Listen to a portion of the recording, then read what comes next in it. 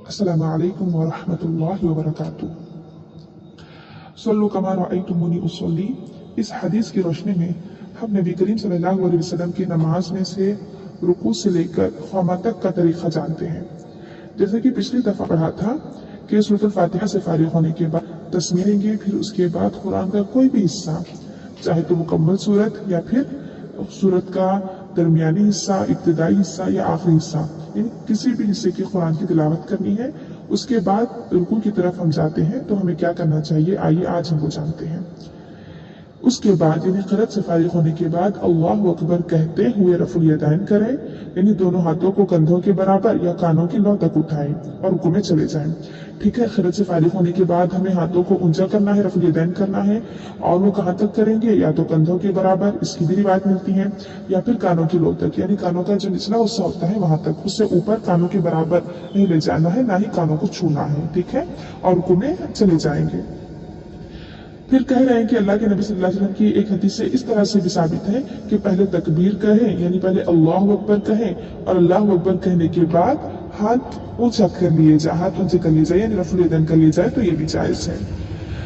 हालत रुकू में दोनों हाथों से अपने घुटने मजबूती के साथ थाम लिए, यानी जब हम रुकू में जाएंगे तो हमारे दोनों हाथ, दायां हाथ दाएं घुटने पर और बायां हाथ बाएं घुटने पर मजबूती के साथ लगा रहेगा। और याद रहे कि उंगलियां कुशादा हो, यानी घुटनों को जो हम हाथ पकड़ेंगे, घुटनों पर हाथ रखेंगे, तो उस वक्त हमारी हाथों की उंगलियां कुशादा यानी मुकम्मल तौर पर खुली होनी चाहिए, मजबूती के साथ पकड़ते हुए। ठीक है, और बाजुओं में खम ना हो, यानी हमारे हाथ जो है, हाथों का हिस्सा जो ऊपरी हिस्सा है उसमें खम, टेढ़ापन, झुकाव ना हो, बल्कि तान कर और पहलुओं से हटाकर रखें, यानी बिल्कुल मजबूती के साथ सीधा, और पहलुओं से हाथों को हमारे जो है पेट या फिर हमारे जो है पहलू, चाहे दायां पहलू हो कि बाएं जानिब वाला पहलू हो, बायां जानिब या दाएं जानिब किसी जानिब जो है हमारे हाथ नहीं लगने चाहिए, बल्कि हाथों को बराह रास्त घुटनों को जो मजबूती से पकड़ेंगे हाथों के जरिए, हाथों की उंगलियां खुली होनी चाहिए, बाजुओं में हमारे टेढ़ापन नहीं होना चाहिए, बल्कि बिल्कुल सीधे हो और पहलुओं से दूर हो। ठीक है, और देखें कि रुकू इस तरह करें कि सर और कमर बिल्कुल सीधे हों। ठीक है, जब हम रुकू कर रहे होंगे तो हमारा सर और कमर आपस में एक जैसे हो, सीधे हो, कमर में खम यानी टेढ़ापन ना हो। जैसे हाथों में टेढ़ापन नहीं होना है, वैसे कमर में भी नहीं, बल्कि बिल्कुल सीधी होनी चाहिए कमर सर से। ठीक है, देखिए कह रहे हैं कि जिस्म को इस तरह झुका दे कि जमीन से पीठ और सर की मसाफत बराबर हो। सुभान अल्लाह, यानी हम जब ये करना चाहते हैं कि हमारा सर और कमर एकदम से बराबर हो, तो उसके लिए ये तरीका बता रहे हैं कि मतलब हम इस तरह से समझ सकते हैं कि जमीन से हमारा जो सर है वहां तक भी दरमियान में उतना ही फासला हो जितना पीठ और जमीन के दरमियान है। ठीक है, पीठ से जमीन और इसी तरह सर से जमीन के दरमियान एक जैसा फासला हो। और इस तरह से भी समझ सकते हैं कि ऊपर अगर हम लकड़ी रखें तो सर और पीठ पर जो है वो बिल्कुल बराबर ठहरती हो लकड़ी। ठीक है, एक पानी का गिलास रख दे तो वो भी बिल्कुल अच्छे से बैठ पाता हो हमारी कमर के ऊपर, पीठ के ऊपर, यानी इस तरह जो है सर और पीठ बिल्कुल सीधे होने चाहिए। ठीक है, न सर ऊंचा हो न सर एकदम से नीचे हो जिसकी वजह से पीठ ऊंची हो जाए।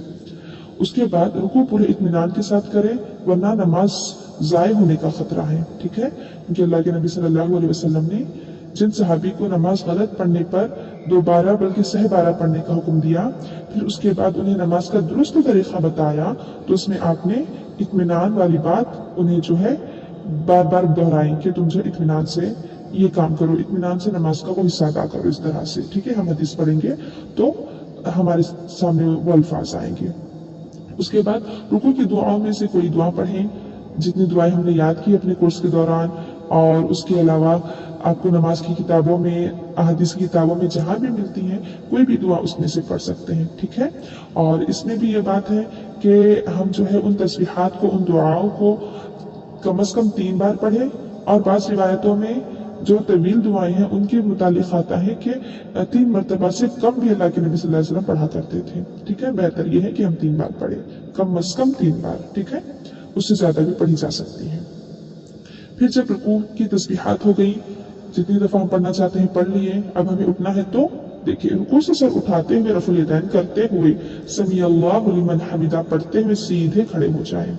लेकिन रुकू से उठ रहे हैं तो उस वक्त भी हमें रफ़ुल यदैन करना है और क्या बोलते हुए उठना है, समी अल्लाहु लिमन हमिदा। रुकू से उठते हुए समी अल्लाहु लिमन हमिदा बोलते हुए खड़े हो जाएंगे और हम जो है खड़े होने के बाद अपने हाथों को बुलंद करेंगे, वैसे ही कंधों के बराबर या कानों के लौ तक। और जब हम पूरी इत्मीनान के साथ खड़े हो जाएंगे, यानी हमने रफ़ुल यदैन भी कर लिया, समी अल्लाहु लिमन हमिदा बोलते हुए खड़े हो गए, तो कैसे इत्मीनान से ठहरना है, यहाँ तक कि हर जोड़ अपनी जगह पलट आए, यानी बिल्कुल सीधे खड़े हो जाना है जैसे हम क़ियाम में ठहरे थे। फिर खड़े हो जाने के बाद हमें ये दुआ पढ़नी है, रब्बना वलकल हम्दु हम्दन कसीरन त्वय्यिबन मुबारकन फीह। ये दुआ सीधा खड़े हो जाने के बाद पढ़ेंगे। और उससे पहले की जो समी अल्लाहु लिमन हमिदा है, ये उठते हुए पढ़ रहे थे हम, ठीक है, इसका ख्याल रखें। फिर देखिए उसके बाद हालत क़ौमा में हाथ बांधने या खुले छोड़ने के बारे में इख्तिलाफ है। राजिह यही है कि हाथ छोड़े जाएं, यानी जब हम रुकू से खड़े होते हैं, रुकू से सर उठाते हुए और हम समी अल्लाहु लिमन हमिदा बोलते हुए सर उठाते हैं और रफ़ुल यदैन करते हैं और खड़े होकर रब्बना वलकल हम्दु हम्दन कसीरन त्वय्यिबन मुबारकन फीह पढ़ते हैं, तो इस दौरान हमें अपने हाथ सीने पर बांधने हैं या फिर छोड़ देने हैं, इस सिलसिले में इख्तिलाफ पाया जाता है।